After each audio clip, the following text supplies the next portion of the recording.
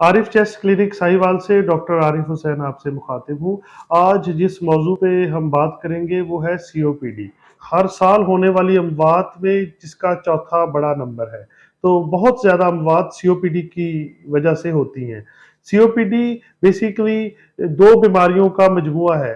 दो बीमारियों में एक बीमारी ब्रोंकाइटिस है, जो कि सांस की नालियों का तंग होना और उनका सोजश ज़दा होना है।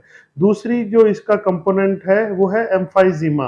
तो एम्फाइजीमा सांस की वो नन्ही नन्ही थैलियां जहां पे गैस एक्सचेंज होती है, ऑक्सीजन जो है वो हवा से खून में शामिल होती है और खून से कार्बन डाइऑक्साइड हवा में शामिल होती है।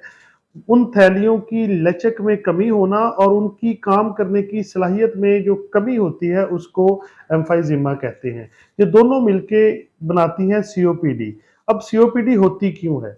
सीओपीडी बेसिकली तंबाकू नोशी से और धुएं से होती है।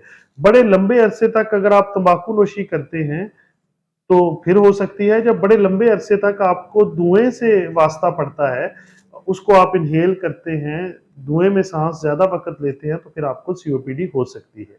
तंबाकू नोशी की कौन कौन सी इकसाम है जो कि सीओपीडी करती हैं? तो तमाम इकसाम जो तंबाकू नोशी की हैं वो सीओपीडी करती हैं। उनमें सिगरेट शामिल है, उनमें हुक्का है, शीशा है, बीड़ी है, चिलम, ये सारी चीजें, सिगार, पाइप, ये सब कुछ ही सीओपीडी का बायस बनते हैं।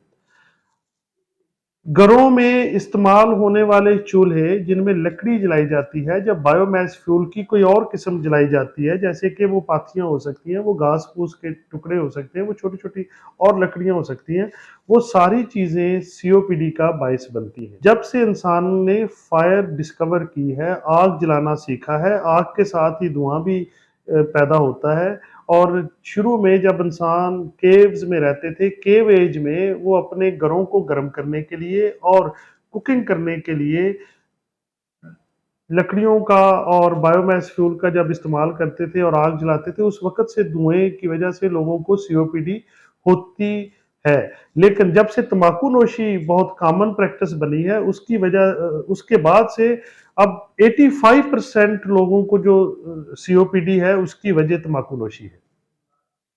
सीओपीडी की अलामात में सबसे पहले खांसी के साथ बलगम का आना है। उसके बाद सांस का खराब होना है, सांस का चढ़ना या सांस का फूलना है। शुरू शुरू में तो सांस बहुत ज्यादा चलने से, जब बड़ा भारी काम करने से खराब होता है, लेकिन आहिस्ता आहिस्ता जैसे बीमारी जो है वो बढ़ती जाती है, आपका सांस बहुत थोड़ा चलने से या बड़ा थोड़ा काम करने से भी फूलना शुरू हो जाता है। उसके बाद सांस में सीटी जैसी आवाज का आना भी इसकी एक अलामत है। सीने में जकड़न होना, थकावट होना, काम करने की सलाहियत में कमी होना और एनर्जी कम होना, ये सारी सीओपीडी की अलामात में शामिल हैं। इसकी तशखीस इस तरह से की जाती है कि डॉक्टर सबसे पहले तो आपकी हिस्ट्री लेगा, आपसे बात करेगा, आपकी स्मोकिंग की हिस्ट्री लेंगे, आपकी जो लिविंग कंडीशन है उनकी हिस्ट्री ली जाएगी, कहाँ पे रहते हैं, घर में आपका जो चूल्हा है वो कौन सा है। ये सारी हिस्ट्री के बाद डॉक्टर आपका मुआयना करता है।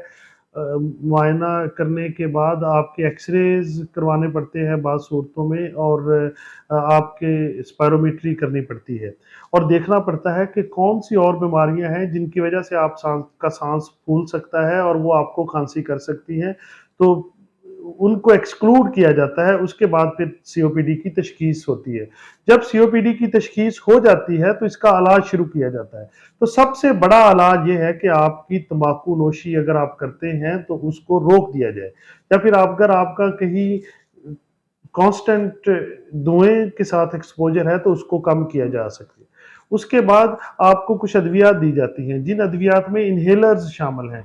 इनहेलर आपकी सांस की नालियों की सोजश को और उनका जो तंग होना है उसको किसी हद तक कम करते हैं।